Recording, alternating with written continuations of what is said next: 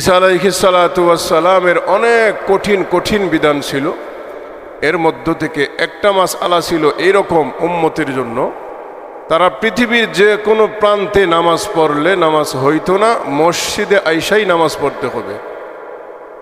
সুবহানাল্লাহ।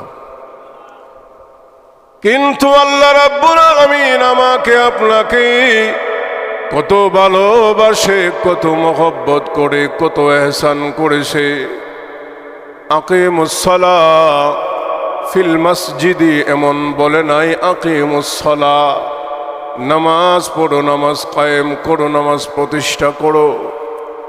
আল্লাহ রাব্বুল আলামিন আমার জন্যে আপনার জন্যে কত এহসান করে বিধান নাজিল করেছে যেন আমার আপনার কষ্ট না হয়।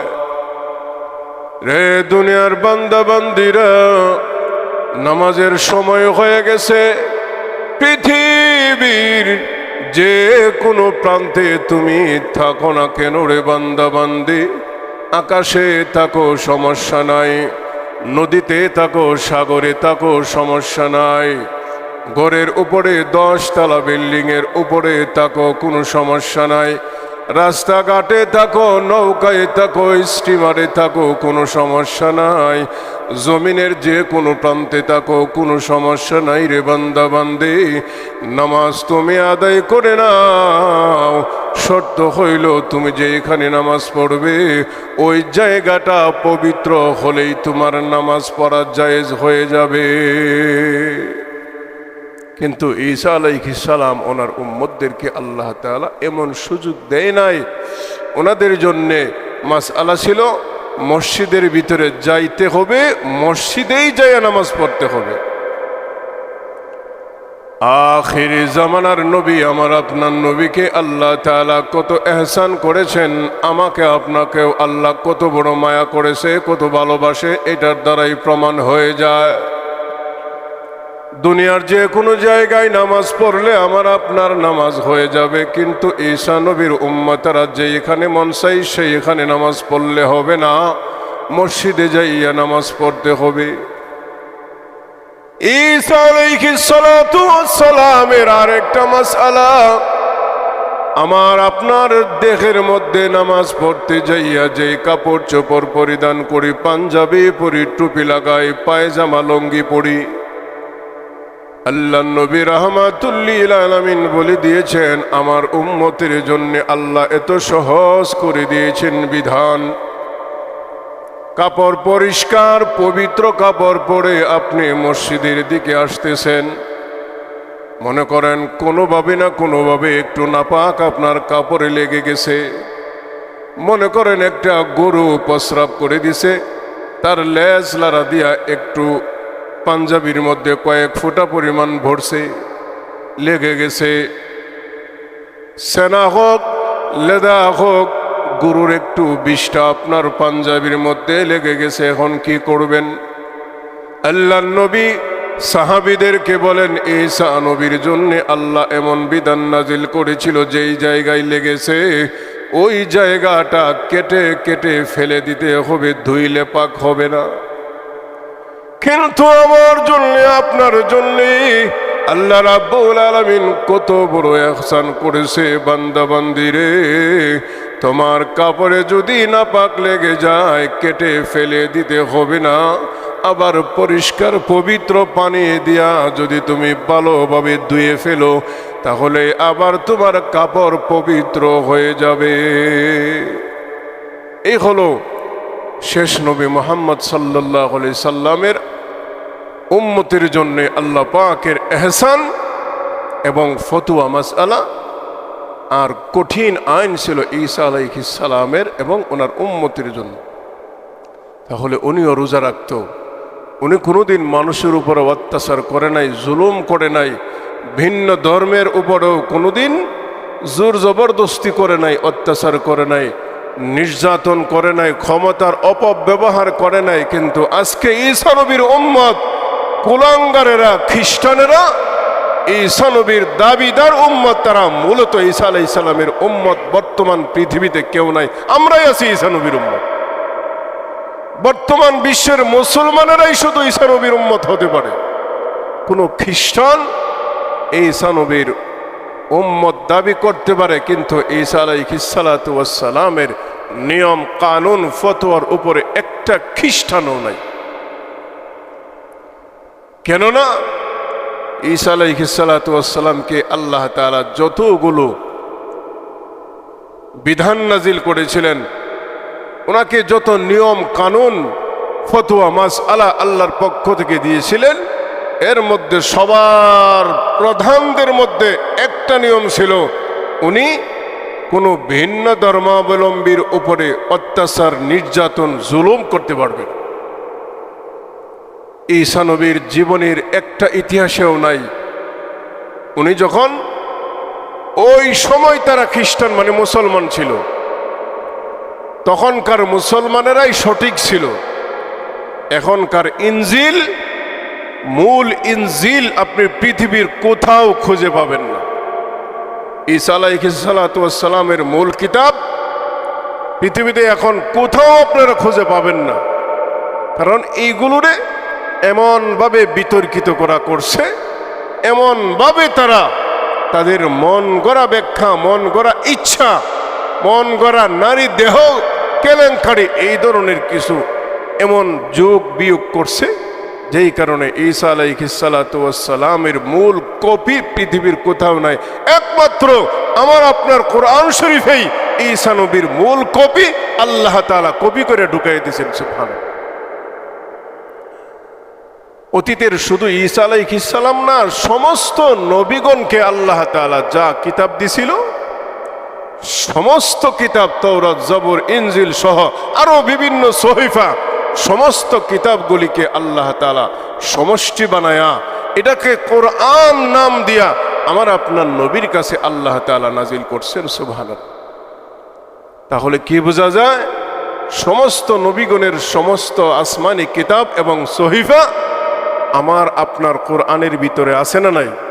আছে। তাহলে আমি আপনি দিন রাত 24 ঘন্টা কোরআন পড়তেছি, শুনতেছি, শিখতেছি, শিক্ষা দিতেছি, তাহলে আমরা সমস্ত নবীগণের আলোচনা, পর্যালোচনা, ইতিহাস সব কিছুই আমাদের অবগত।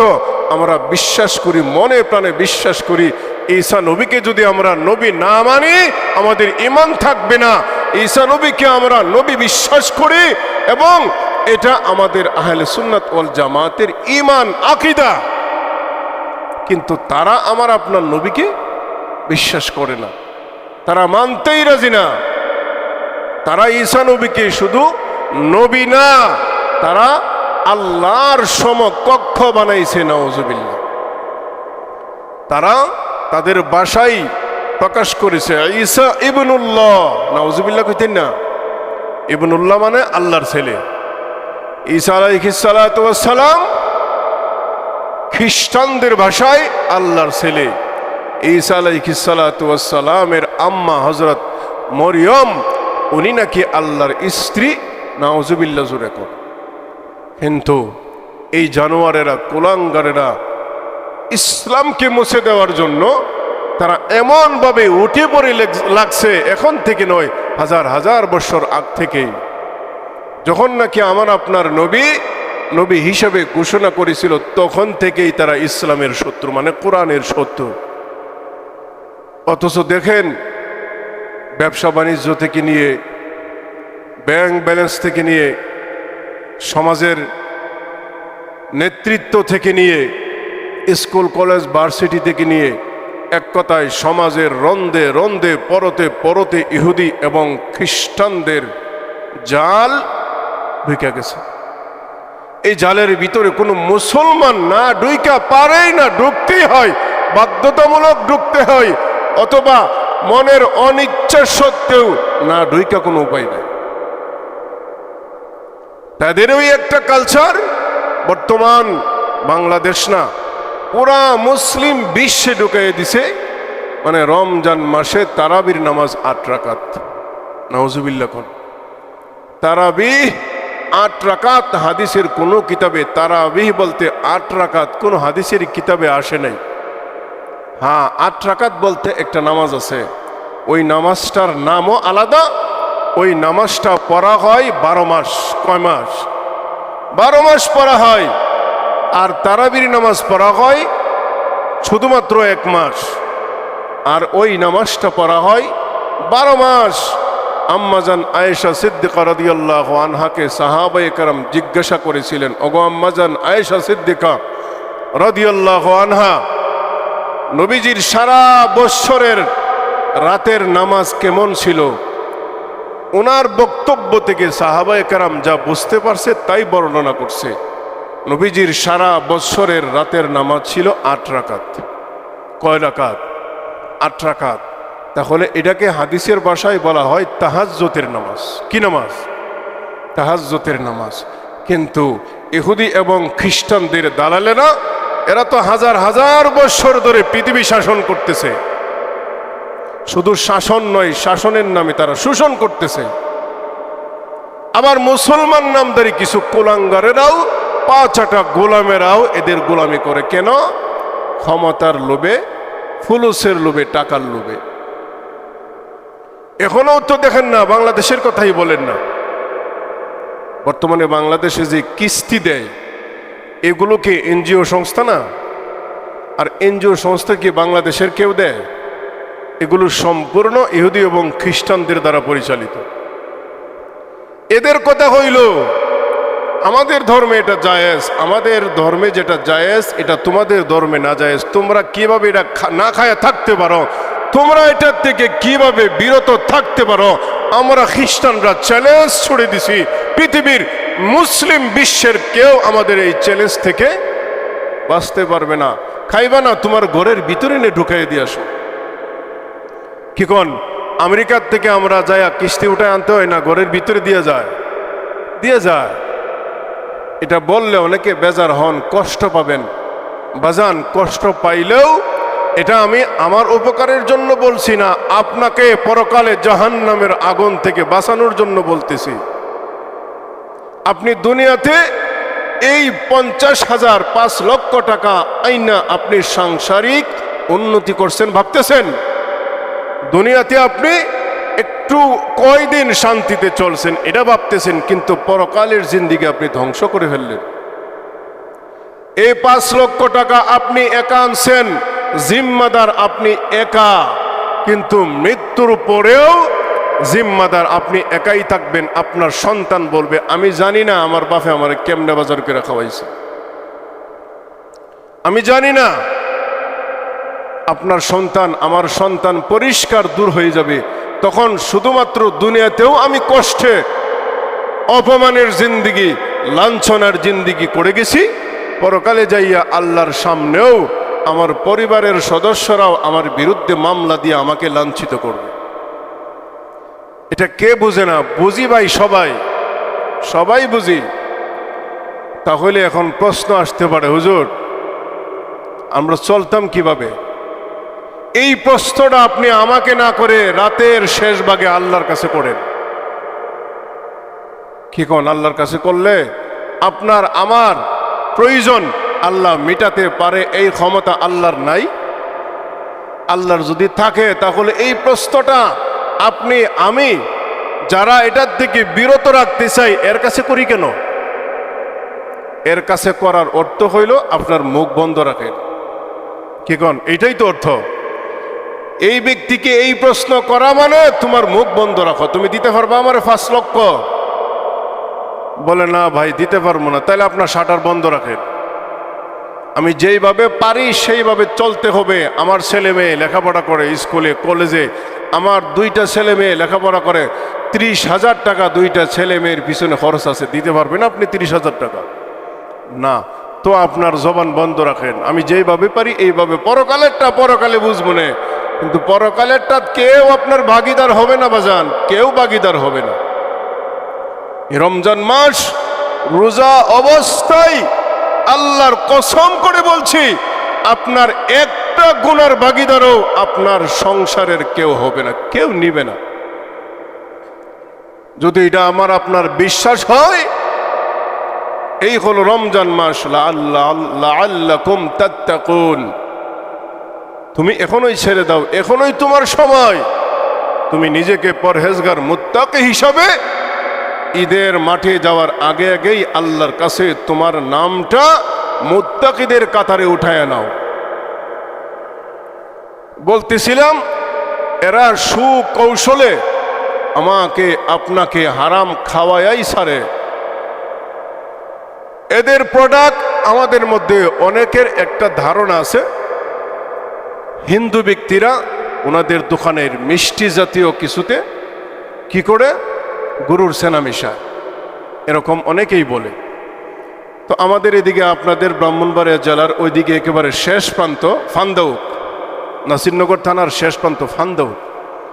তো আমাদের ওই জায়গাটা মোটামুটি 8-10 বছর ধরে একটু কম, কিন্তু 8-10 বছর মানে রাস্তাটা হওয়ার আগ পর্যন্ত ওই জায়গাটা খুব জমজমাট ব্যবসা ছিল। নাসিরনগর থেকে নিয়ে এদিক দিয়ে সরাইল, ওই দিক দিয়ে আপনার চাতলপাড়, অষ্টগ্রাম, আমাদের হবিগঞ্জ, এই এরিয়া নিয়ে এই এলাকাটাতে বাজারের চাপ পড়তো। তো আমি যেই কথাটা বুঝাইতে চাইতেছি, ওইখানে বড় বড় কয়েকটা মিষ্টির দোকান আছে।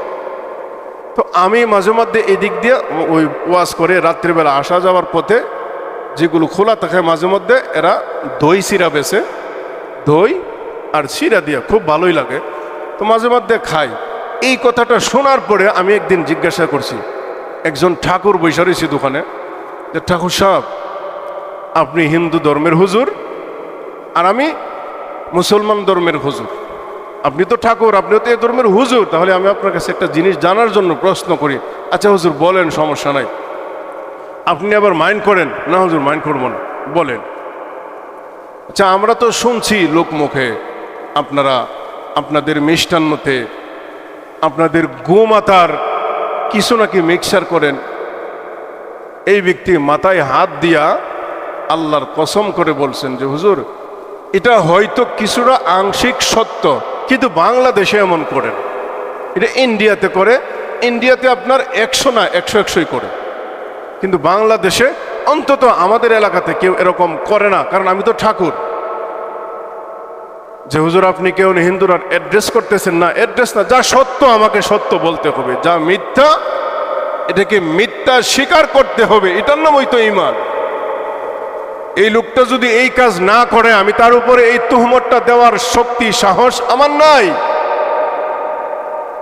তো আমি যেই পয়েন্টটা বোঝাইতে চাইতেছি, আল্লাহ তাআলার নবী ঈসা আলাইহিস সালাতু ওয়াস সালামকে আমরা নবী হিসাবে বিশ্বাস করি।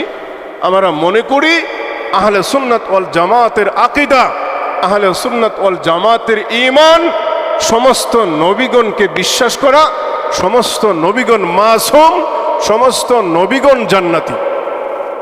সুবহানাল্লাহ জোরে কর।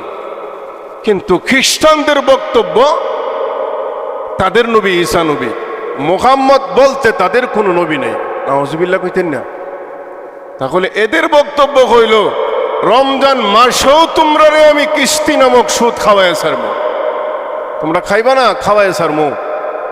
এমনকি তোমরা সেহরি খাবার খাইবা আমাদের এই কিস্তির টাকা দিয়া, ইফতারের খাবার খাইবা আমাদের এই কিস্তির টাকা দিয়া। বর্তমান আমাদের সমাজটা এভাবেই তো চলতেছে নাকি? এভাবে চলতেছে না ভাই? আল্লাহর ওয়াস্তে দুইটা পায়ে ধরে বলি, আপনি যদি ইফতার 500 টাকার ইফতার নাই না 50 টাকার ইফতার আনেন, গুনাহ হবে? গুনাহ হবে? গুনাহ হবে না। আপনি যদি ইফতার কোনো কিছুই না খায়া আপনি 100 টাকা দিয়া আধা কেজি খেজুর আনেন, গুনাহ হবে? বরং সুন্নত হবে না? একটা ভাব আছে না, একটা ভাব দেখাইতে হবে তো। কিন্তু এই ভাব দেখায়া আপনার পরকাল আপনি নিজেই ধ্বংস করতেছেন। এটা কেমন বোকা? তাফসীরের কিতাবে একটা গল্প তুলে ধরছে। গাছের ডাল কাটতেছে এক বোকা, যেই ডাল কাটতেছে এই ডালের উপরেই বৈশা ডালের গুড়া দিয়া কাটতেছে। আরেকজন জিজ্ঞাসা করে, কেউ তুমি যেই ডাল কাটতেছো এই ডালের উপর যদি বৈশা রইছ, তো তোর সমস্যা কি? আচ্ছা, প্রশ্নকারী ব্যক্তির উত্তরটা দিছে কি, তোর সমস্যা কি? এখন ওই ব্যক্তি চাইছিল তাকে উপকার করত, এখন উল্টা তারে অপকার করলো। বর্তমান পৃথিবীতে বহু মানুষ এমন আছে, আপনি চাইবেন একজনের উপকার করতে, হ্যাঁ আপনার বাস দিয়ে দিব, আমি নামাজ পড়ি না, তোর সমস্যা কি? এভাবে কয় না? তুই নামাজ পড়ে কি করছস? আমি রোজা রাখতাম পারি না, আমার গ্যাস্ট্রিকের বেদনা আছে, সমস্যা আছে, তোর সমস্যা কি? মূলত হের সমস্যা না, তোমার সমস্যা। দুনিয়াতে পরকালে এই সমস্যাটাই সে তোমার বুঝাইতে চাইছিল, তুমি উল্টা তারে ধমক দিয়ে তারাই দিছ। এই হইল আমার আপনার বর্তমান সমাজের কালচার অবস্থা। এজন্য আল্লাহর রসুল বলেন, কিছু লোক সারা দিন পানি সামনে পায়া পানি খাইছে না, খাবার সামনে পায়াও খাবার খাইছে না, সারাদিন উপবাস করলো, তার উপবাসই থাকলো আল্লাহর কাছে, অর্থাৎ তার নাকের উপরে, আসমানে তো দূরের কথা, তার নাকের উপরে রোজা যায় না। কেন যায় না? এক নম্বর হইল তার খাবার হালাল খাবার খায় না। দ্বিতীয় নম্বর হইল সে যে রমজানের চাঁদের আগে মানুষের উপরে মিথ্যা তুহমত রটায় বেড়াইতো, মানুষের উপরে মিথ্যা তুহমত দিত, মানুষকে কষ্ট দিত, মানুষের গীবত করত, বদনাম করত, ওইগুলি সে এখনো করে বেড়ায়। অতএব ওইগুলির কারণে তার রোজা ফাসেদ, মানে নষ্ট হয়ে যায়। আগে সে গান বাজনা শুনতো, করতো, এখন রমজান মাস রোজা রাইখাও সে গান বাজনা শুনে, গান বাজনা করে। তাহলে এই হারাম কাজগুলি করার কারণে তার রোজা আসমানে তো দূরের কথা, আল্লাহর আরশে মুআল্লাই তো দূরের কথা, তার নাকের উপরেই উঠে না আমল। কারণ আমলের শক্তি থাকতে হয়, ইমানি শক্তি থাকতে হয়। আমার দেহে যেমন শক্তি থাকলে বেশি স্পিডে হাঁটা যায়, দৌড়ানো যায়। যখন শক্তি একেবারে কম থাকে, শারীরিকভাবে দুর্বল থাকে, তখন হাঁটতে গেলেও লাঠি বহন করে হাঁটতে হয়। কেন? আমার শরীর দুর্বল। আমাদের ইমানটাও ঠিক সেম, একই রকম। আমার ইমান যদি মজবুত থাকে, আমার ইমানের পাওয়ারে আমার আমল আল্লাহর কাছে পৌঁছে যাবে। আমার ইমানের পাওয়ার যদি শূন্যের কোঠায় থাকে, ঠিক এই আমলগুলি নাকের আগায় উঠবে না। এজন্য আসুন, সময় কম, আল্লাহ তাআলা বলতেছেন এই মাসটা এমন একটা মাস, এই মাসে আমি আপনি যেন পিছনের সমস্ত গুনাহ-খাতার থেকে আল্লাহর কাছে তওবা করে আল্লাহওয়ালা হতে পারি, মুত্তাকি হতে পারি, সমস্ত খারাপ আচরণ বিধি ছেড়ে দিতে পারি। আল্লাহ তাআলা এই আহ্বান করতেছে এই রমজান মাসে। আরেকটা মাসআলা আমরা শুনি, কালকেও আমার একজনে জিজ্ঞাসা করছে, হুজুর একেবারে রোগীলা মানুষ, এমন রোগীলা তার ইনহেলার না নিলে বিজ্ঞ ডাক্তারের পরামর্শে দৈনিক 3 থেকে 5 বার ইনহেলার নিতেই হবে, না হয় তার মৃত্যুর আশঙ্কা আছে, ঝুঁকি আছে। এরকম লোক আছে না? আছে। তো এর বেলায় কি করা? এই লোকটা যদি রোজা রাখতে পারে তো আলহামদুলিল্লাহ, যদি রাখতে পারে না, তার আরেকটা পথ আছে, সে ফিদিয়া দিয়ে দিবে। ফিদিয়াকে বুঝছেন নি? দৈনিক একটা লোককে 3 বেলা একেবারে তার পেট ভৈরা, তার তৃপ্তি সহকারে খাওয়াইলে যা খরচ হবে এই অনুযায়ী তাকে খাওয়াবে, অথবা একজন এতিম মিসকিনকে এই হারে ফিদিয়া দিয়ে দিবে, মানে টাকা দিয়ে দিবে। তাহলে আল্লাহ তাআলা আমাকে আপনাকে কতটুকু এহসান করছে, চিন্তা করছেন নি?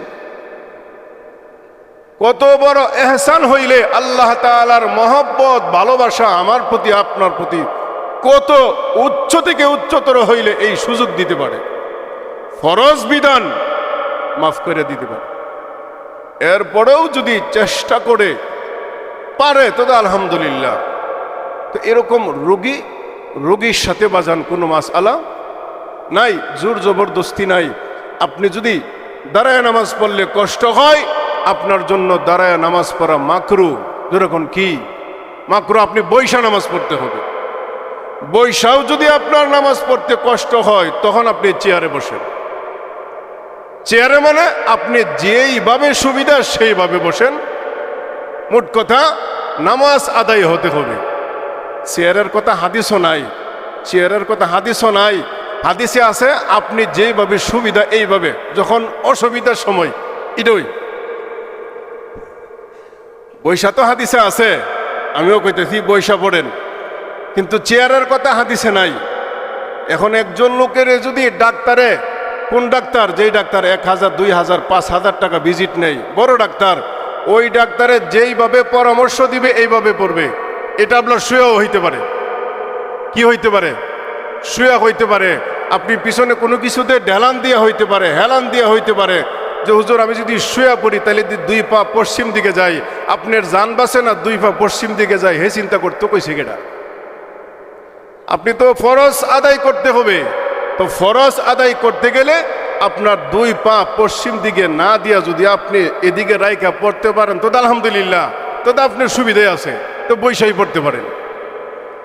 এরপরে সর্বশেষ মাসআলা হইল, আপনি যেই কোনো সময় সমস্যা, এমন সমস্যা যেই সমস্যার কোনো সমাধান আপনি পান না, তখন ডাক্তারের সমাধানই হইল সর্বশেষ সমাধান। ডাক্তার যা বলবে, এবং আপনার ব্যক্তিগত, আপনি যদি ইনহেলার ছাড়া থাকতে পারেন, এটা আপনার শক্তি, আপনার অনুভব, আপনার ইচ্ছা। আপনি যদি ইনহেলার ছাড়া থাকতে না পারেন, তা আমি তো ফতোয়া দিয়েই দিব, রোজা ভাঙ্গা জায়েজ নাই, ঠিক না? রোজা ভাঙ্গা জায়েজ না, কিন্তু আপনি যেইভাবে বলবেন সেইভাবে শুনে তারপরে আমাকে বলতেই হবে, আপনার জন্য ফিদিয়া দেওয়া জায়েজ, রোজা ভেঙ্গে ফেলা জায়েজ। এখন এক ফাটি আবার কয় যে হুজুররা মাসালা ঘুরাইয়ে দেয়, কি কোন কয় না? আচ্ছা, মাসআলা কি আমি ঘুরাইছি না আপনার বক্তব্যে আপনি ঘুরাইছেন? কি কোন? এখন যদি আপনারা আমি মাসআলা না দেই, আপনি বলবেন বাবারে ইসলাম বুঝি এত কঠিন, রোজা রমজান এত কঠিন না। রোজা রমজান আল্লাহর বিধান, তাই বলবৎ থাকবে, তার উপরে আমার ঈমান বিশ্বাস রাখতে হবে। আমার সমস্যার কারণে অস্থায়ীভাবে আমাকে আল্লাহ তাআলা বোনাস হিসাবে ছাড় দিয়া দিছেন, সুবহানাল্লাহ। এজন্য আসুন, আমরা আরো বিভিন্ন মাসআলা আছে, সময় নাই। আল্লাহ তাআলা আমাকে আপনাকে সকলকেই এই কথাগুলির উপরে আমল করার তৌফিক দান করুন। সকলে বলি আমিন।